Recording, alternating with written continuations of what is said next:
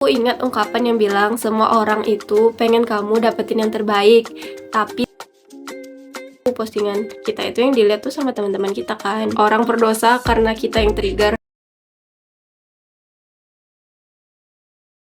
Hal ini yang membuat aku nggak mau lagi posting tentang kehidupan aku di sosial media. Sosial media itu kan tempatnya kita untuk bertukar kabar, nge-share apa aja keseharian yang terjadi di hidup kita gitu kan. Selama ini aku mikir kalau aku ngeposting hal-hal yang menyenangkan di hidup aku, bisa aja teman aku yang ngeliat juga ikutan senang gitu kan. Tapi ternyata aku menemukan realita yang menunjukkan sebaliknya. Awalnya itu aku berhenti main sosmed biar bisa fokus di dunia nyata kan. Nggak lama setelah itu, akhirnya aku dapetin apa yang ingin aku raih gitu. Jadi aku ceritain kesenangan aku itu ke orang yang dia pasti senang lihat aku senang gitu kan.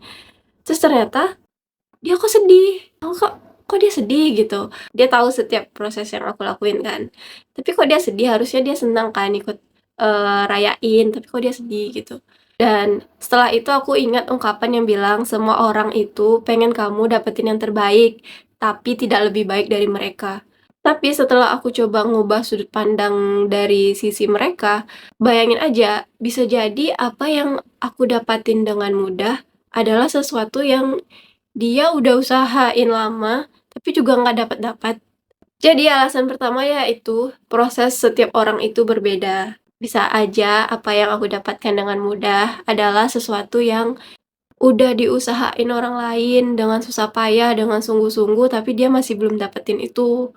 Karena rezeki bukan kita yang atur. Dan kita juga udah tahu fakta bahwa rezeki itu didapatin bukan dari siapa yang paling keras kerjanya atau siapa yang paling giat usahanya, tapi ditentukan oleh yang Maha Adil. Allah bilang, perhatikanlah bagaimana kami melebihkan sebagian orang di atas sebagian yang lain. Terus Allah bilang lagi kalau akhirat lebih tinggi derajatnya dan lebih besar keutamaannya. Jadi rezeki itu ketetapan Allah nentuin siapa yang dengan dikasih rezeki itu bakal bagus akhiratnya, siapa yang dikasih rezeki malah nanti takutnya menjerumuskan dia ke neraka gitu. Dari ayat itu kayak kita dikasih tahu kan kalau rezeki itu udah diatur Allah dengan sebijaksana mungkin.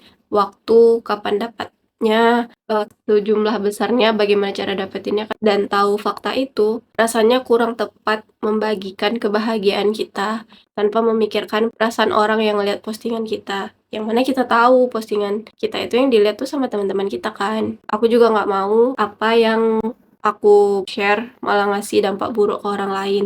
Gimana coba?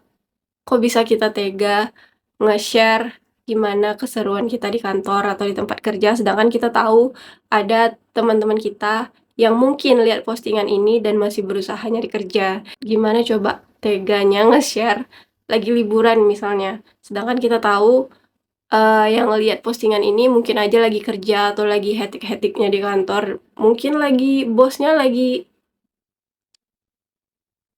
Ditambah lagi sosial media itu kan tempatnya kita cari hiburan ya. Aku juga nggak mau kalau aku ngepost sesuatu yang malah bikin orang ngerasa buruk tentang diri dia. Apalagi yang paling parahnya sampai mempertanyakan keadilan Allah. Kok Allah nggak adil? Bayangin, karena postingan kita, orang nanya keadilan Allah. Orang berdosa karena kita yang trigger. Kayak, no, no, no, no. Terus ada juga kan nasihat Ali bin Abi Thalib yang dibilang Nabi pintunya ilmu. Dibilang, janganlah kamu ceritakan tentang ayahmu di depan orang yang tidak memiliki ayah. Jangan ceritakan tentang anak kamu di depan orang yang nggak punya anak. Jangan kamu menceritakan kebebasan kamu di depan orang yang sedang terkurung. Hal-hal yang kayak gitu kan kalau kita nge-share satu kebahagiaan, kita kan misalnya kita posting makanan nih, kita kan nggak tahu yang lihat itu udah makan apa belum. Yang kedua,